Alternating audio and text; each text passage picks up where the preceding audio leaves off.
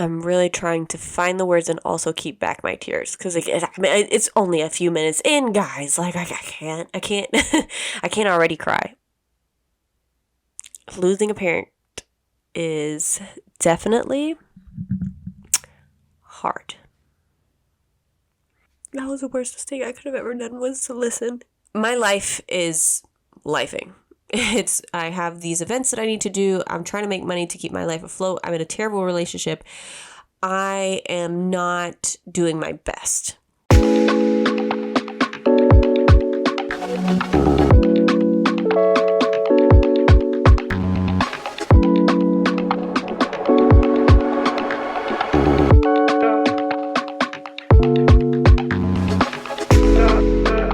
Is this thing on? What's up, everyone? Welcome back to another episode of Excuse My Feelings. I'm your host, Stephanie Sellier, and this is a podcast where I'm going to try to do this as much as I can, where we delve into the complexities of emotions and mental health, offering insight, support, and personal stories. I'm still trying to get that down, guys. I'm sorry. I keep looking down when I say it. But welcome back to another episode. This episode, I'm going to try really, really hard not to cry, but I make no promises. I make no promises. So first of all, if you're watching this, yes, I have faux locks in my last episode. I didn't really show them. Well, I mean, I showed them, but they're like, they were kind of like wrapped up or whatever, but I have faux locks in right now, and I feel like Janae Aiko. I feel so cute, y'all. I feel very, very cute. I got these because my hair is short, and I'm like, I need to do something different. So I tried these out. My friend did them for me, and I like them. So far, so good. I got a lot of hair on my head right now, y'all, and the only thing is with like when I have a lot of hair on my head, my face feels itchy, my body feels itchy because it's a lot of hair. But anywho, that's where we are at with that. How are you doing? How's your week going? How's your day going? How's your life going? I am here to hear it all. I really, really, really, really enjoy hearing you guys' stories. Especially like this is a pre-recorded episode. So when I start seeing you guys' comments and stories, I just already know that they're going to be amazing and beautiful, and I'm thankful for all of you guys sharing your story. That's my biggest thing. Like, I love that for all of you, and I love the fact that you guys are so open to share your stories. So thank you from the bottom of my heart. Thank you for doing that. So this podcast was released the week of my dad's birthday. So my dad was born August 11th, 1942. He's my Leo baby. And he held that title, let me tell you. He was a Leo through and through. Stubborn as all hail. But yeah, so I was going to release this podcast before, like way before. And I was like, nah. I had a goal, and I said my goal was going to be releasing it on my dad's birthday. But I love Thursdays. I think Thursdays are such a great day. And I was like, well, let's release it on the week of his birthday. So like I said, my dad's birthday is August 11th, so it was Sunday when the podcast got released. It didn't get released on Sunday. It got released that Thursday of that week. But yeah, that was always my goal. My goal was to release it, for that. I was trying to push it and do it beforehand. I was stubborn, very, very stubborn. And I was like, man, I really want to get these things done, this way and that way. But that was not how that was going to go. Let's be clear. That's not how we were intending it to do. But yeah, I did it. This podcast is really for my dad, because I'm really trying to find the words and also keep back my tears, because it's only a few minutes in, guys. Like I can't I can't already cry. But all right, let's do it this way. So since I was a kid, first day of first grade, my dad got diagnosed with cancer. And the reason why I say this podcast is for him is because honestly, if it wasn't for him teaching me what true love was, to my mom, and teaching me what true love is to me, teaching me that I can do anything and everything, in the amount of time that we had together. He also taught me what anxiety was, because his passing gave me a panic attack and also anxiety. His time in my life taught me a lot of things. So the reason why I dedicate this podcast to him is because he is the individual when things are going great, when things are going bad, when things are, life is lifing. I want to talk to him. I really, really do. And I think to myself, I missed out on a lot of things because I was angry, I was sad, I was upset at a human being who was inches away from me, but not all there, which it wasn't really his fault, now that I think about it, but it wasn't his fault. But there's just so many things that I wish that I could change my relationship with my father that has brought me to the place of, oh Lord, understanding how much his value has really impacted my life. My relationship with my father. Let's first start off with English there. My relationship with my father was not normal, but it was amazing. And he is one person that I will never, ever forget. Obviously, one, because he's my dad, but two, just because he was just the best. He was the best when he was the best. And even in his darkest times, he was still a good guy. And he's my person. He will always be my person. Just like he sent me my wife, which I know he did. He is still my number one. He will always be my number one person. And as much as I do love my mom, my dad, I've always been a daddy's girl. And I miss him, and I just wanted to do something for him that I know that he would be very, very proud of. So that's why I dedicated the podcast to him, and also the days of when I put this out, or the day that I put this out is the week of his birthday, because I didn't want to put it out on a Sunday. Like, who wants to listen to a podcast on a Sunday? You want to be resting and just chilling, but. And also I made the mistake of looking at the wrong day on the calendar. Let's be correct here. So when I looked at when his birthday was, I don't know why I thought I saw August 11th was on a Thursday, and I was like, that's the sign. That's it. Newsflash. I definitely, I definitely messed up that one. I definitely messed up the date on that one. But anywho. Yeah, so that's why the podcast was released in August, and that's why it was released on that week. Now, with that being said, the reason why I'm talking about all that now is because, well, losing a parent is definitely hard.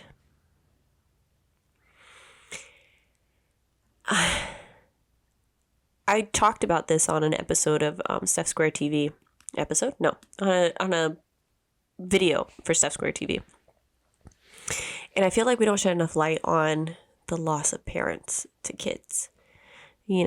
Like I said, my dad had cancer. He was diagnosed with cancer first day of first grade. So I didn't have that much time with him. Because I think you go to first grade around like 4 or 5. Correct me if I'm wrong. Well, however old I was. From the moment I was born till that time. And that's not a very long time. It's because, we get almost forever with our parents. If we're lucky enough, we get forever with them. Well, that was not the case here. So let's talk about it. Let's talk about grief. Let's talk about the biggest thing that has really changed my life, and the biggest thing that I can fully say has shooken me up intensely. So my dad passed away a few days before my 21st birthday. My dad passed away October 17th, and I was born October 28th. So I'll paint the picture for you because I think that telling you the story of how he passed will make way for everything else that I have to say. Okay, so a few weeks before my dad passed, I was scheduled. So I used to be a stilt walker, and I was scheduled to go work at this event. And I'm trying to play it all back in my head. That's why I'm not really looking at the camera, but I am trying to hold back tears. It's a lot, guys. It's a lot. So I was supposed to go on this event. I was supposed to ride out, I think, the week after the week that we're currently on. So let's say, for example, we're right at the end of September, going into the first week of October. Well, I want to say around that time. So yeah, it had to have been last week of September, early October. So I get a phone call from my mom. Now, if you're an only child, which I am sort of. So I'm my mom's only child, but I am my father's fourth child. I'm the baby of my family. And on top of all that, I'm the only kid that really speaks the best English. My siblings are all from Venezuela. They all live there. At the time, my brother had just moved to the United States before my dad passed away. So it's a few weeks before, and my mom's like, hey, you need to get down here because they're saying that your dad's not going to make it very long. So I'm like, my life is lifing. I have these events that I need to do. I'm trying to make money to keep my life afloat. I'm in a terrible relationship. I am not doing my best. So I'm like, no, I can't, Mom. Like, I have things that I need to do. I can't keep leaving work every time because you can't deal with these things while I'm, I was going down to South Florida every other weekend to see my parents. And it was hard. It was a lot of emotional and mental just downfall in those times, honestly. So I'm like, no, I can't. She's like, no, you need to get down here. We're almost at hospice point. So I'm like, all right. She's like, can you call the doctor because we need to better understand like what is going on? Like what's happening? And I'm like, yo, you're there. Like, what do you mean I need to call the doctor and I need to figure out what's going on? Like, that's not fair to me. That's like the least fair thing that you can give to me. And my brother's there. I'm like, you speak enough English to understand. Like, why are you not helping? So I'm frustrated. I'm at this point. I'm frustrated. I'm so upset at these people and what they have going on. So I'm like, fine, I'll figure it out. So I call my boss and I'm like, hey, my dad is being transferred into hospice. I need to go back home. And he's like, well, I've lost my dad, so I know exactly how you're feeling. I'm like, okay, great. Wonderful. You know what I'm feeling, but you have no idea what I'm about to step into. I had no idea what the hell I was about to step into, honestly. And if I could tell my younger self you might want to pack some extra clothes. That's what I would tell my younger self. You might want to pack yourself some extra clothes and maybe move back. I think moving back would have been good for that moment and then coming back. But anyways, we won't even go there. So I'm like, well, let me get myself together. So I'm starting to pack my things because I'm like, if I just leave now, I'll just be able to get to South Florida fast enough. I was living in Orlando at the time. Obviously, I live in Orlando, but I was living in Orlando at the time. So I'm like, I remember I was putting together my makeup. Why did I need makeup? I don't know. But I was packing up my makeup, and I think something didn't fit in my bag or something along those lines, and I lose it. when I tell you lose it, and at that time I was living with my significant other at the time, and my best friend, and I think my ex's twin brother was in the house as well. So there's 3 other people in my house, and I just lose it. When I tell you I lose it, I lose it. And they come around, they're like, "Are you okay?" Like, and I'm like, "No, I'm losing my shit here, man. Like, I'm about to lose my dad. My family is insufferable. Like, when you're an only kid, you really take on a lot. You take on the whole weight of your family, especially if you have a family member that's like not doing well. So, and if your family doesn't, like, my mom doesn't speak that great English either. So on top of that, my family depends on me because I have to, show face and just be the forefront of your family. Anyways, so I break down. I have a full breakdown. I'm like, oh my God, I don't know what I'm going to do with myself. At this point, ladies and gentlemen, this is when I've lost all sense of independence. And I'm going to explain that. I'm going to explain that in the fact of, this is the last time I'll be able to drive down to South Florida by myself and do anything for myself for a very long time. So, yeah, I pack up my stuff. I leave my house and I drive back to South Florida. I get to South Florida and everything is in shambles.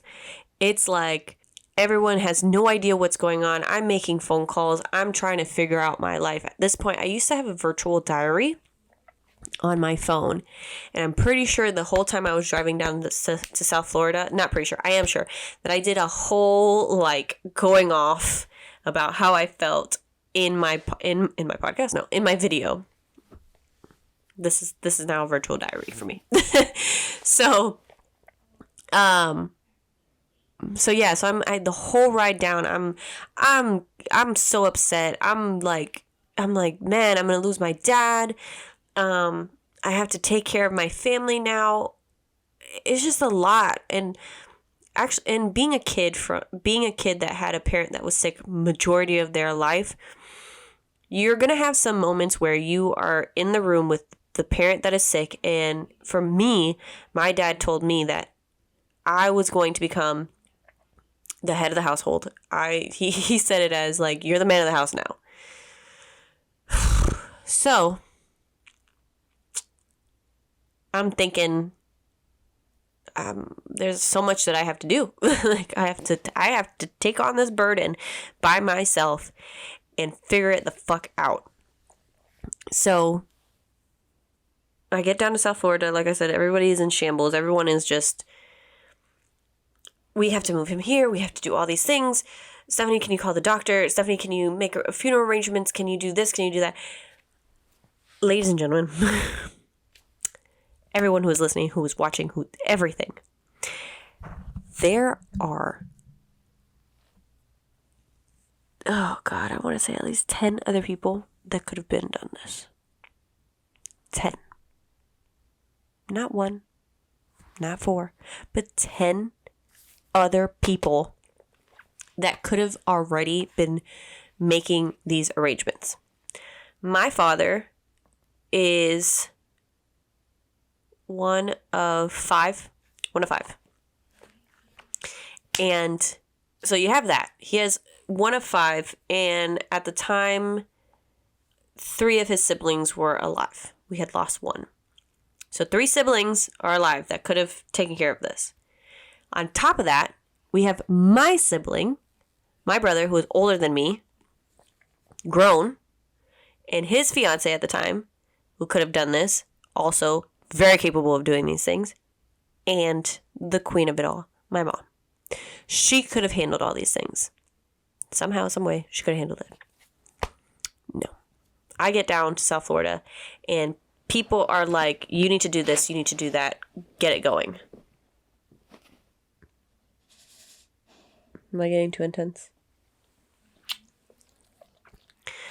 So, no, I'm not getting too intense. Okay. So I have a list of things to do. And I'm like, how am I supposed to get all these things done in a timely manner? So one, I don't lose my stuff. I don't lose my shit. And on top of that, not only do I not lose my shit, but unfortunately, I don't have that much time, as in I have to get back to work. We're almost at the finish line because at this point, it's a few days leading up to my dad's death. So I make an arrangement to go to a funeral home, and it was one right around the corner from my mom's house. And we go. I was not in the mood to search. Like when you go to different funeral homes and like look at caskets and all these things, I was not looking for that. And I also knew that my dad wanted to be cremated. If I remember correctly, that's what me and my mom came across, the fact that we think that that's what he wanted. If you've ever lost not a significant other,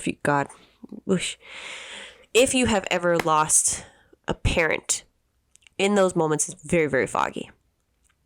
Very foggy. It took me several years to remember that day and the days leading up to it, like full on, because it's very like, it's like a dream that you've fallen asleep, you're in this dream, you don't know how to wake up, and then when you wake up, everything has gone to shit. Like that's what it feels like. So we make the funeral, we go to the funeral home, we make the arrangements, he's going to be cremated, and that's that on that one. My mom had asked me if I wanted to chain with his, with some of his, what is the word that I'm looking for?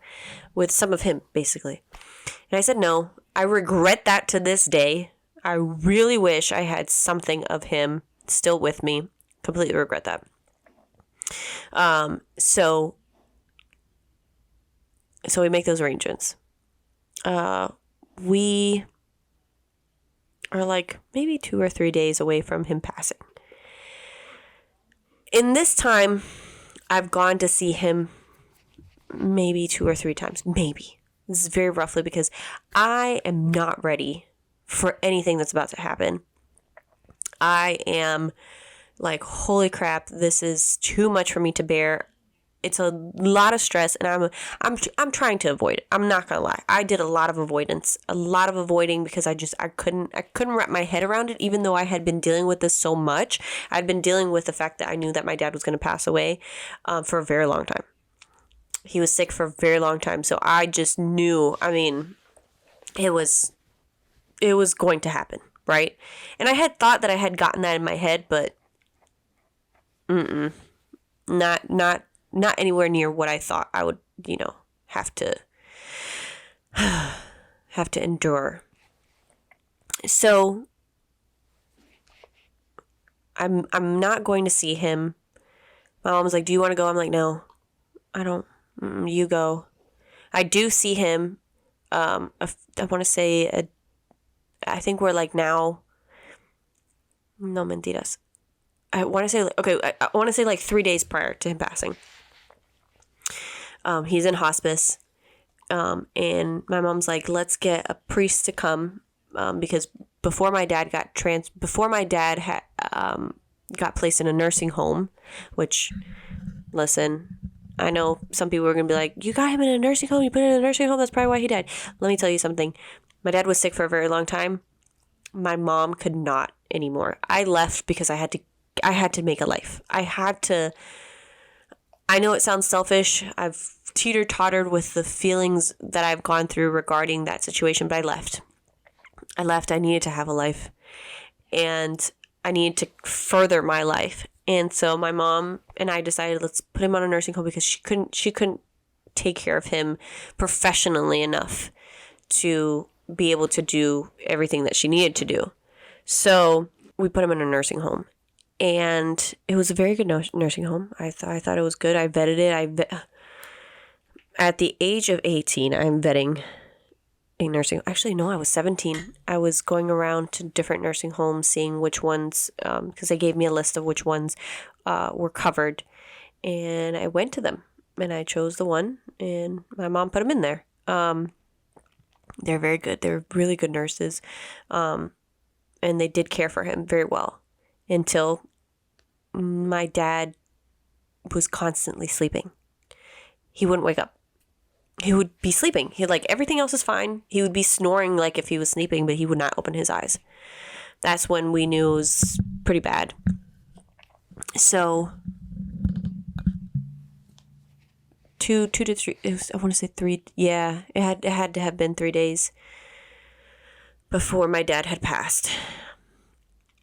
And my mom was like, "Hey, let's get a priest to come in." And my point was that my dad was watching church a lot before he got transferred into a nursing home. So we knew that's what he wanted. So we had a priest come in, and he prayed over my dad. And then my mom and I stayed there. My mom had her time to talk to him, and I had my time to talk to him. And I held his hand. He held my hand. Like, I felt him hold my hand. He, like, tightened it a little bit, which was a lot. So, and he would hear you. That's the thing. My dad would hear you. If you said something funny, he would laugh a little bit. Like, not laugh, but, like, kind of just smile. So my mom kept telling me, "Tell him, please, Stephanie, he's only here for you. Please tell him that he can go."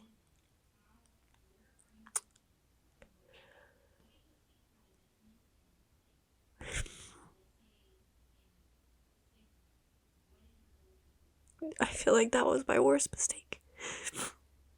That was the worst mistake I could have ever done, was to listen to that, because I hold that in my heart for so long. And I feel like that was the biggest mistake I could have ever done, which was, one, listen to her and tell him, like, it was not the best decision.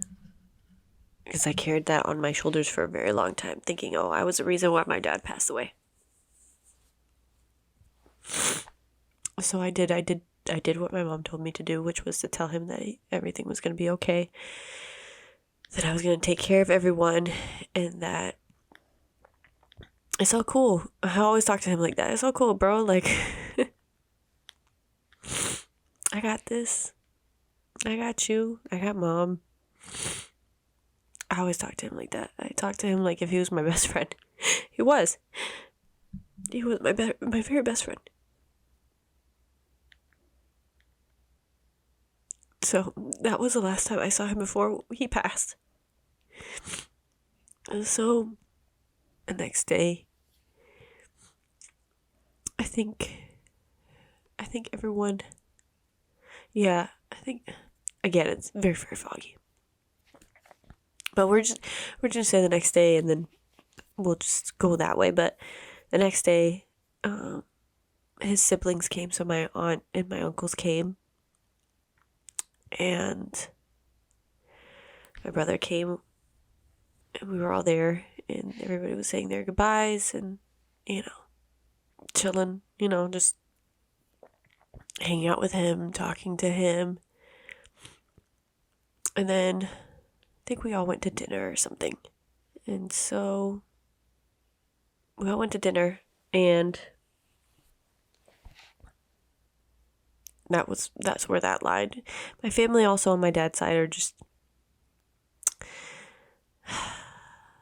we've never really sat well with them, and they've never really sat well with us. Like, we are the ones that stood out in our family. So it was never like a, yay, I'm excited to see you, yay, like I'm always excited to see my mom's like family. Like, they're cool. I like them. They treated me like a normal human being, and my dad's family not so much. So there's that. We went to dinner and then went back home. I want to say that night I couldn't really sleep, and then I was having so much trouble sleeping that I was sleeping during the day, and I would have like these naps. But in one of the naps that I went to sleep, like I went to sleep and then I woke up and I realized that I was sleepwalking. I've never sleptwalked a day in my life. Like I would pull that shit when I was a kid to like see if my parents would let me in their bed. Didn't work. But I was actually sleepwalking, and I caught myself because I kept saying, oh, it's my dad's birthday. In my dream, it's my dad's birthday. It's my dad's birthday. I need to go get the cake. I need to go get the cake. But I'm starting to get nauseous, like ridiculously nauseous. And I'm like, why am I so nauseous? I finally wake up and I'm literally turning. I'm spinning. I'm looking up. I'm looking at the fan. I used to sleep with the fan on, and I'm looking at the fan and I'm turning with the fan. I mean, I'm full blown like this, like turning and turning and turning, looking up. And I finally, when I come to recognition, I'm like, you need to stop. I lay down in the bed, and I had been turning for so long that it took me a while to get undizzy. I really thought I was going to throw up. It was really bad. But again, never sleptwalk a day in my life. Never. Like, I don't think I've ever done that before. And yeah.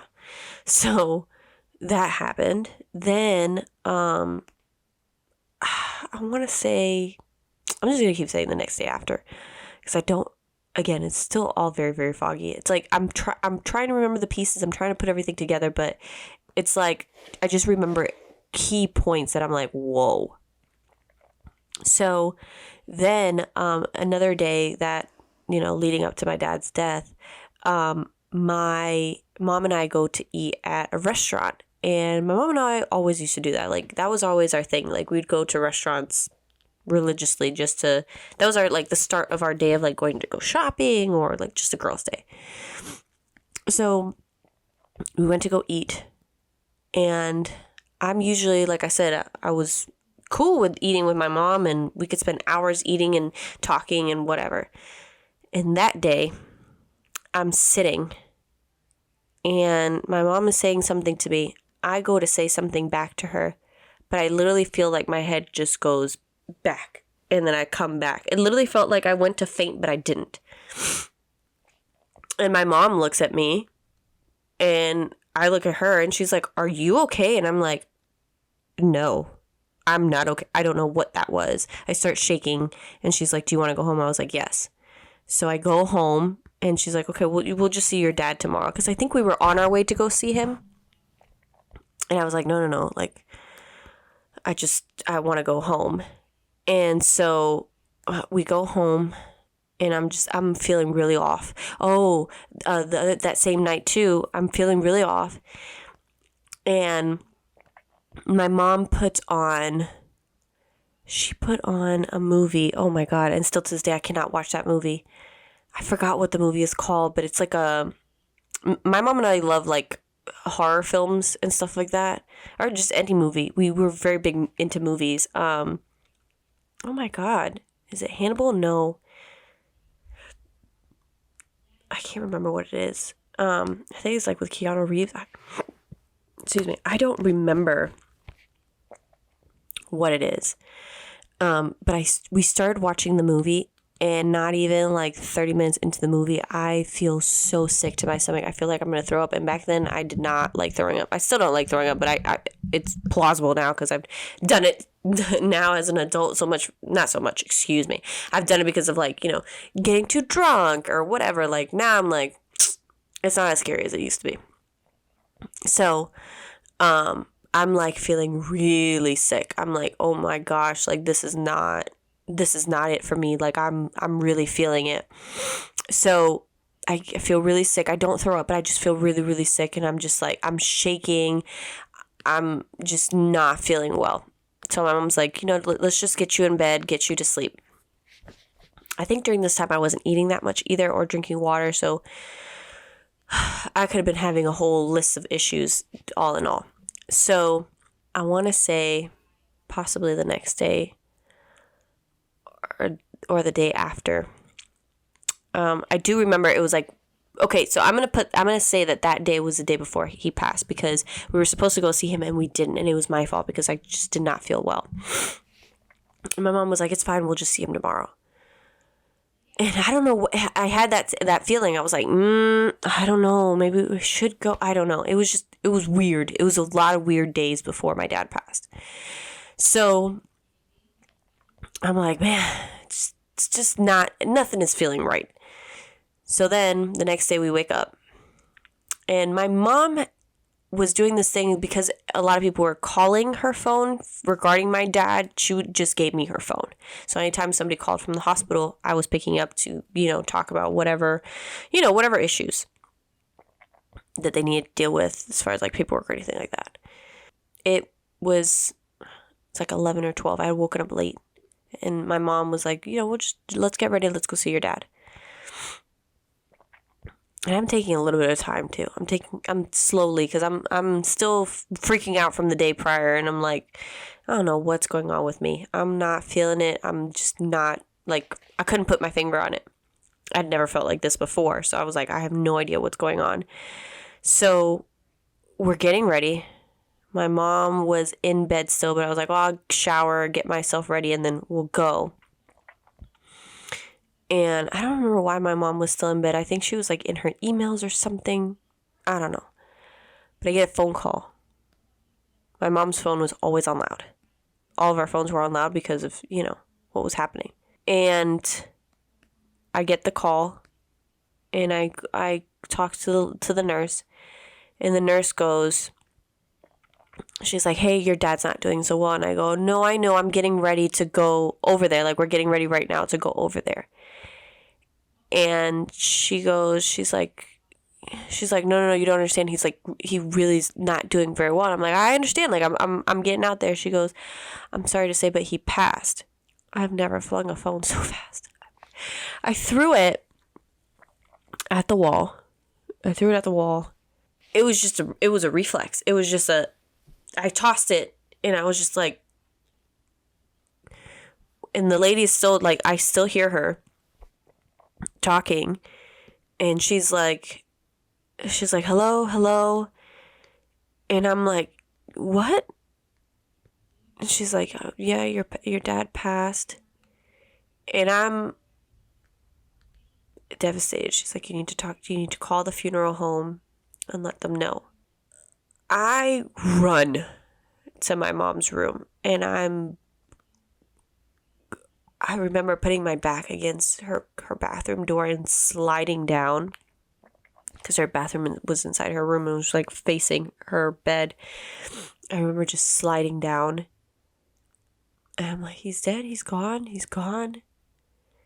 And she's like, she took it crazily, like, calm, very calm. Like, obviously she knew it was coming, but she took it very calm. And guys, like, literally, I have peeled off my nail polish talking about this. Oi, still working on it, guys. My dad passed away before my 21st birthday. I will be 31 this year. It will be officially 10 years without my dad. And I still am working on it. Still working on the grieving process. So if you think you haven't gotten it together, it's okay. So, yeah. So I slide down the door. My mom is like comforting me. She's like, it's okay. Like, we knew it was going to happen. It's okay. This is where I'll never forget the lady on the other side of the phone. I had to call the funeral home. I called the funeral home. I couldn't. I should have waited a few minutes to get my head around. I called the funeral home, and this amazing woman picked up the phone. I hope that she has an amazing life, honestly. I really pray that for her. I call her and I go, my dad just passed away. And I could not say a sentence afterwards, y'all. I couldn't get much out. And she was like, are you Stephanie? I go, yeah. And I'm barely keeping alive here, and I'm crying like obviously, like, my parent died. Like, I'm wailing. And this lady is so calm, so peaceful on the other side of the phone. And she is just taking care of everything. She was the only person in this whole situation that took care of me. And she was like, your dad's at this hospital? I go, mm-hmm. And she goes, he passed away today? Mm-hmm.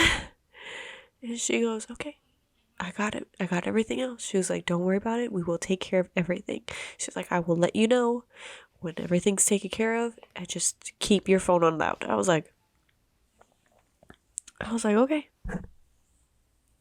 I barely had to say more than anything for that lady to understand me. And she was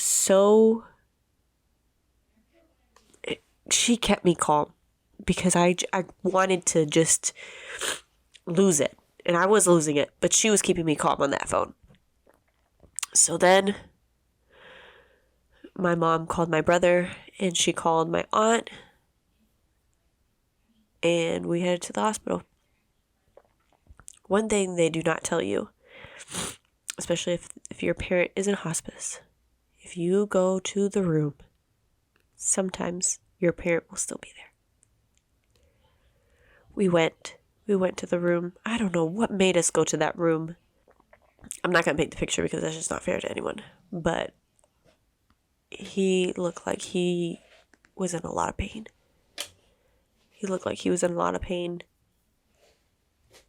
And it was a lot. It was a lot.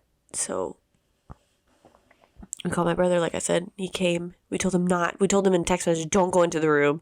Like, we let him know. But my mom messed up and didn't tell my aunt not to go into the room. And poor thing, she went into the room. And I thought that woman was light-skinned. She went all the way white when she came and talked to us. She was like, poor thing, she was breaking apart. She was like, I went in there to say goodbye, and I was not expecting to see him like that. And she was just breaking apart in my arms. I will never forget that. And she's teeny tiny woman, and she was just breaking apart. Poor thing. But that was it. It was me, my mom, my aunt, and my brother. That was our little village. I was in a full-blown relationship. And that man did nothing for me. Not a thing. Nothing. Not a thing. So I had what I had. I had what I had. And so, yeah, my mom took care of telling everyone that he had passed, as far as like my dad's siblings. My brother told his siblings, obviously my other two sisters, and my oldest sister, the one that's older than all of us. She was a big daddy's girl, and we waited to tell her. We waited a little bit for her sanity because she couldn't fly from Venezuela to us. And I don't remember how that conversation went. I think it was just so devastating that I think I just removed it from my brain, I think. You don't want to hear people crying, wailing on the other side of a phone. So that happened. We grabbed whatever we had to grab. And they're like, okay, you can go home now and try to get some rest. And then, the funeral home will be in contact once they pick him up. And, you go from there.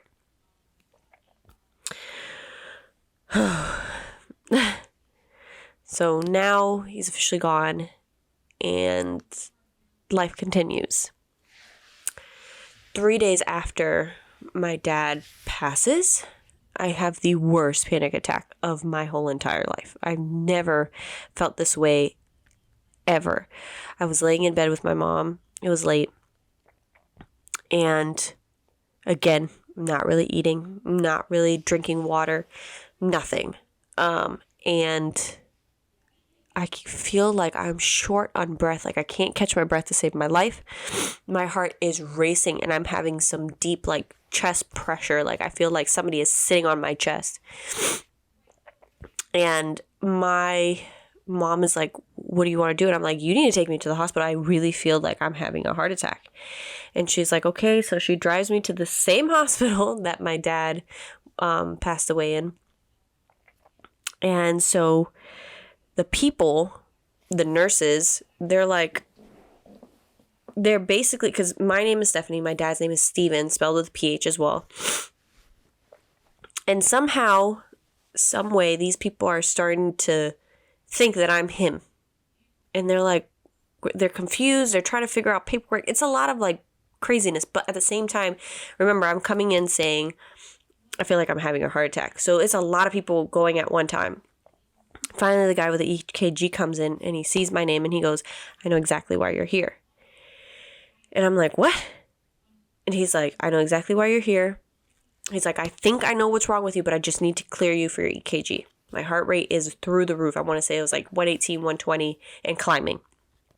And I'm sitting still. So, I'm with the EKG guy. You know, I'm talking to him and he goes, he checks everything. He's like, your heart is fine. He's like, you're having a panic attack. And I'm like, what? I'm like, nah, you need to check that again. Like, you don't know what you're talking about. You need to check it again. And he's like, no, you're having a panic attack. You just lost your father. You're having a panic attack. And I'm like, I've only heard about these things in movies. And I'm like, what? Me? No, I don't, like, I've never had that before. And he's like, yep, you're in a panic attack. He's like, what I'm going to suggest is some Valium to get you to calm down and be able to just bring your heart rate down. So I'm like, Valium. I'm like, oh my God. I'm telling my mom is like in a corner barely talking. That's how I know when my mom is stressed. She does not talk. She's just like watching everything. So they come around, they shoot me up with Valium. Yeah, I pass out, but I'm cognitive. So I can hear everything that they're saying. I pass out for like milliseconds. My eyes go black, but I can hear everything. And I tell the lady, I'm like, hey, I'm passing out. Like, and I'm telling her, I'm like, hey, it's going black over here. It's going, like, I can't see. She's like, just try to relax. Just try to let the volume work. Nah, buddy. Nothing. I think they ended up giving me like maybe Benadryl to like bring everything down. That's what we were working with, was Benadryl. And so they gave me Benadryl to calm down. I calmed down for a bit. They were able to bring my heart rate down. I started feeling a little bit better, but I was just very like woozy and nauseous. And they're like, yep, you had a severe panic attack. Just try to like keep yourself, at bay. We know that, your dad has passed, so this is very common. So just try to keep your heart rate down. And like, if you need to see a therapist or something to be able to deal with your anxiety and your panic attacks, that's what they suggest. So now I'm like, what? So now I'm on the thought process of, well, I had a panic attack. Can this happen again? And hence that's where the anxiety comes from. So now I'm on full edge. I can't do nothing for myself, y'all. I could barely get out of bed. I would get out of bed. I felt like the room would spin. Now we know that's vertigo. Felt like the room would spin. And then I would just sit back down. I didn't really leave my couch. I did a lot of watching movies and shows and stuff like that. So now we're here, right? We're here on the fact that now I need to go back to work. I need to get my life back in order. I need to go back to my life because I couldn't trust anybody in my household at that time. I couldn't trust not one of them to take care of anything that I had going on, as far as my apartment and just anything. Plus I was an entertainer. I was a stilt walker, so my job wasn't all that reliable. Like, I mean, at any point I could just be let go. So there was that too. It It was just terrible. And I said, I need to go back home. And I made the mistake of bringing my mom with me. That was number one mistake, because she wouldn't let me go. And I was like, no, you have to let me, like, I need to go back. And I kept saying, like, I think I stayed a week with my mom, and then I decided to go back. So we're a week and some change from my dad passing.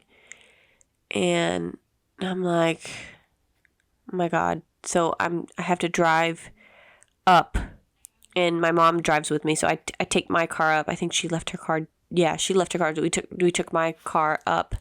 She drove, and I had anxiety the whole drive. When I tell you I had the whole 3 hours, it was painful. Did the 3 hours, and I'm like, fuck, man. Like, my hands were so tight. I don't know how to explain it, but like, you know when your hands like clam up? Literally not clammy, because it's like wet, but like my hands were, I don't know how to explain it, but like basically like I couldn't move my hand out of a certain position. It was bad. But it was really bad. Again, wasn't eating, wasn't drinking. I lost a lot. When I tell you I lost a lot of weight, like Steph met me, I think I was 90 to 100 pounds wet, like clothes on. I was that weight. So, oh God, thinking about all these things, I'm like, you need to take better care of yourself. But also I love my mom, but if you see your kid that's not eating, like, do something, like figure something out. But I mean, poor thing, her too, like, she lost her husband. So, she's dealing with grief herself too. So it was just a lot. It was a lot in one time. So yeah, I take her up to Orlando with me. She stays in my apartment, and it was a shit show. It was very much a shit show. Fast forward, I take her back home. And now at this point, I'm like, I ride back with my friend, my best friend at the time, to Orlando, because she was staying with me. And yeah, that was my life. I lost a lot of independence. I couldn't do a lot of things by myself. I couldn't drive by myself. Driving was difficult. It was a lot of anxiety. I could not. Like, driving anywhere at a far distance was just terrible. I think just recently I drove to Tampa by myself. I want to say like a year or two back. I drove to Tampa by myself to go see my best friend. My wife was working on a few things, and I was like, I'm going to take the day to go see my best friend. I think that was the first time I had driven by myself a long distance. That says something. Well, I haven't had to do it, I haven't had to travel anywhere by myself, but that was the first time I had done that in a very long time. But yeah, man. Oh no. Yeah. That was the first time I did it by myself. Cause I was going to say, oh no, I did Atlanta a long time ago with people that I knew from work. But no, it's still people in my car, but yeah. Anxiety kicked me down bad, like really, really bad. So fast forward to now, where I am now, as far as my life. My anxiety is still there. I've learned to love my anxiety, because my anxiety teaches me where I'm at mentally.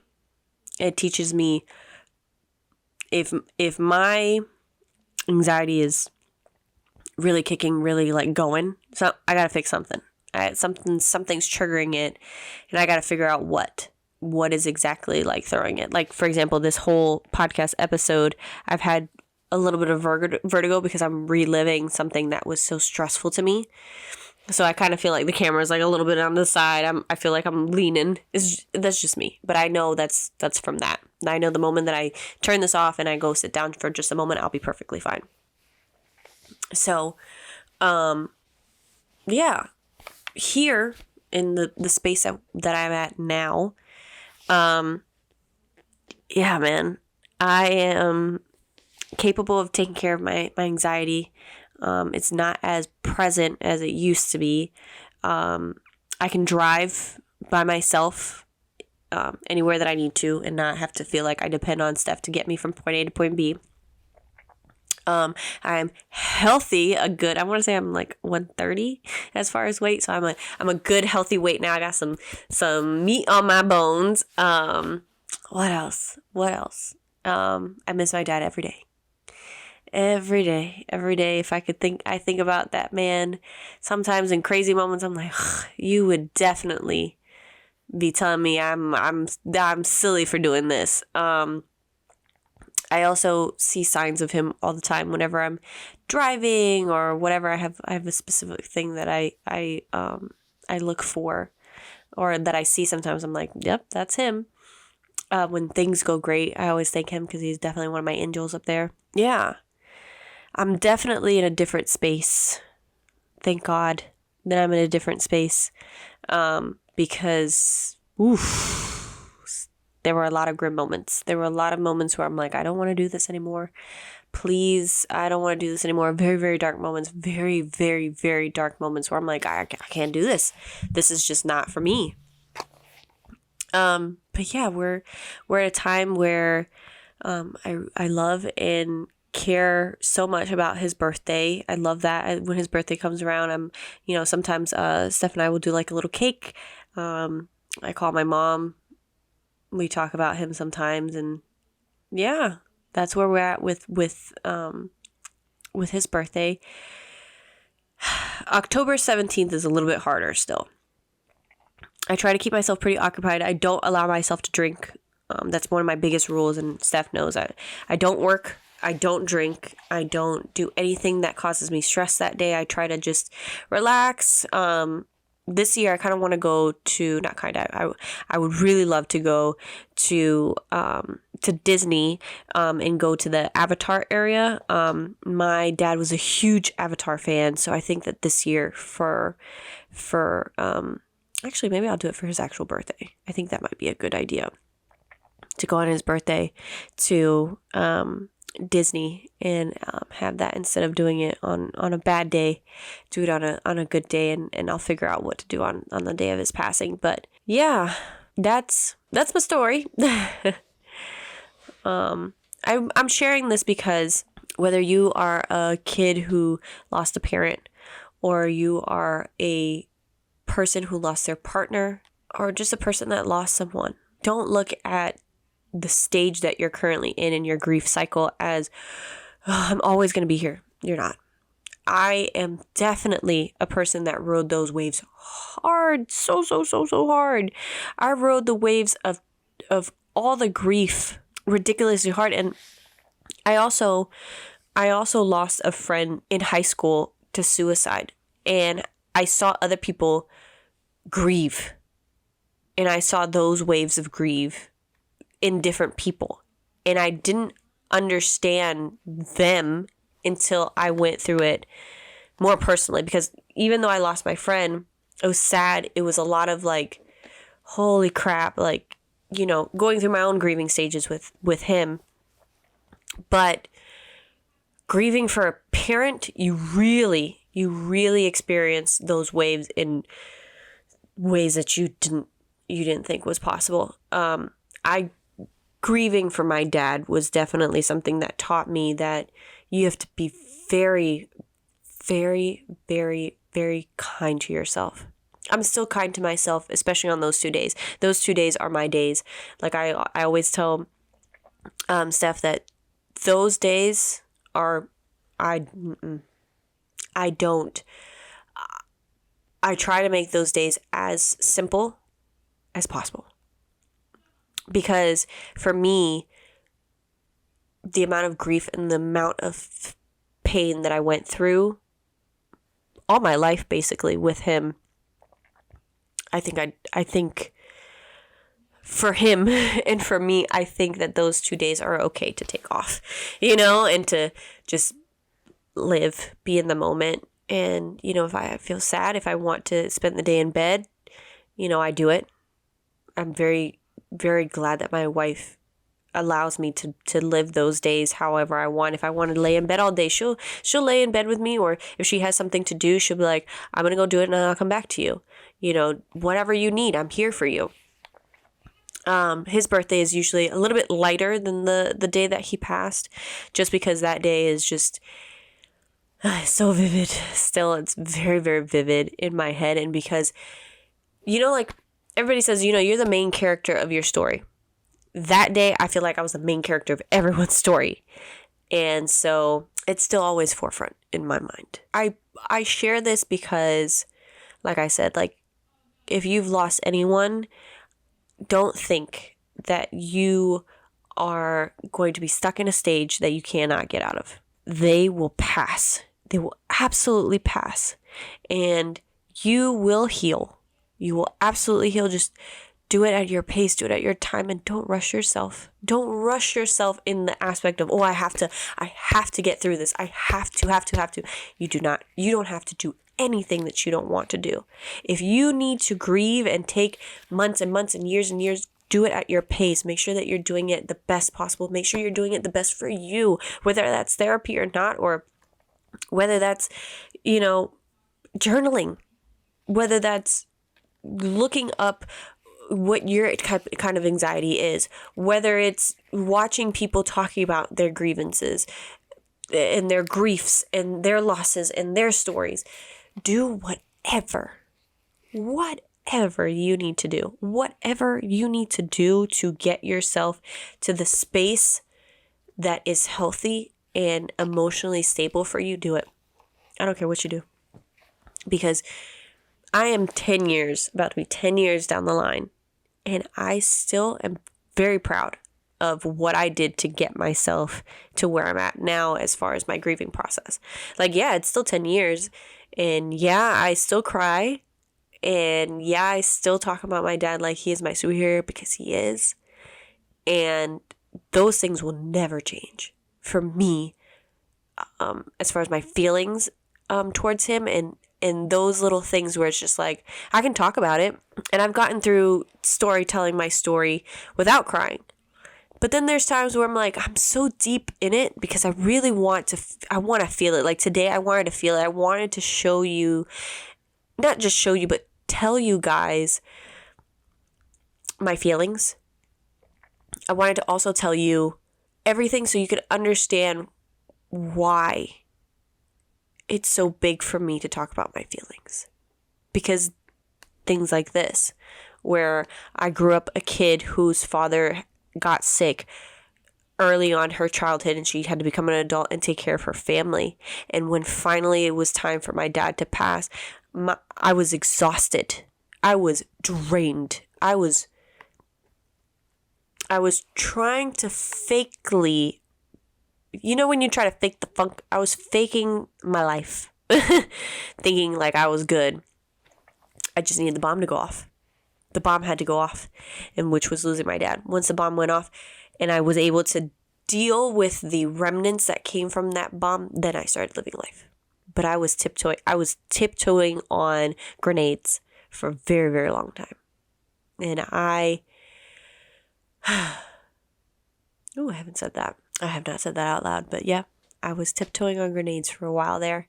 But I'm proud of the progress that I've made, and also the assessments that I've made for myself in understanding, like, not everything is what people think. When you see somebody on in movies, and when you see people talking about grieving, and they're on the other end of their grieving, and they're like, you too can be like me. Like, grieve how you need to grieve so you can be on the other side. But just remember that there is another side. Remember that there is a light at the end of the tunnel. Because I can only speak from experience, but I didn't see that light. I didn't think that there was that light until I told myself, there's a light. I had to keep enforcing that for myself. There's a light, there's a light, there's a light at the end of the tunnel. When I get to the other side, I'm going to get to the other side. I talked myself off a lot of ledges. I talked myself to the point of where I am now. Because when I tell you I got myself out of my lowest points by myself. I equate that. I do not give anybody else the acknowledgement or the flowers of that. I did that. I know what I did. I told myself I was going to get to the other side. I told myself that there was a light. I told myself that I will get to the other side of this. And I did it. And I assure you, sometimes if you don't have a cheerleader, you need to be your own cheerleader. Because nobody else got me out of that but me. You have to put yourself in that position. You have to tell yourself you can do it. That's why I always say, I don't care how you grieve it, feel it, get through it. Put your pants on, strap them in, and you need to do it. You need to go right through it. And when you get right through it, trust me, there is a light there. The light on the other side will be worth everything that you went through. Trust me. Everything that I went through, I'm proud to say that I got through because I'm here. I'm here to show you that it is possible. And 2, to let you know that your story is not by yourself. You are not just, you're not the only person that's grieving. You're not the only person that has gone through something like this, and you're not the only person going through something. So grieve real good, cry real good, give a good cry. Go in your car, put the saddest song on and cry. But don't let it just be everything. You got it. I know you got it. I love you, Dad, and I want you to know that you're always with me. And I'm very thankful for everything that you've given me. Thank you so much for listening to this episode. I'm thankful for you being here. 2, I'm thankful for you listening to the whole episode. And 3, I just hope you got something out of this. I really do. I hope that this reached somebody that needed to hear it. I really do, because there's so many people out there that are grieving that just only see the bad grief out of it. There's good things to grief, trust me. But if that's you, just know that I'm sending you all the positive vibes, all the prayers, and all the happiness that I can send to you, because there is a light. I promise you there is a light at the end of the tunnel, and you will see it. You absolutely will see it. And I hope, and I'm pushing and I'm manifesting for you that the light comes closer and less farther. Closing out today with some feel-good quote, and this is just going to be off the dome, if you will. When you think of yourself, always think of the positive before the negative. You are incredible inside and out. You have so much strength. You have no idea. You have so much strength to get yourself out of whatever you need to get out of. Thank you again for listening to this episode.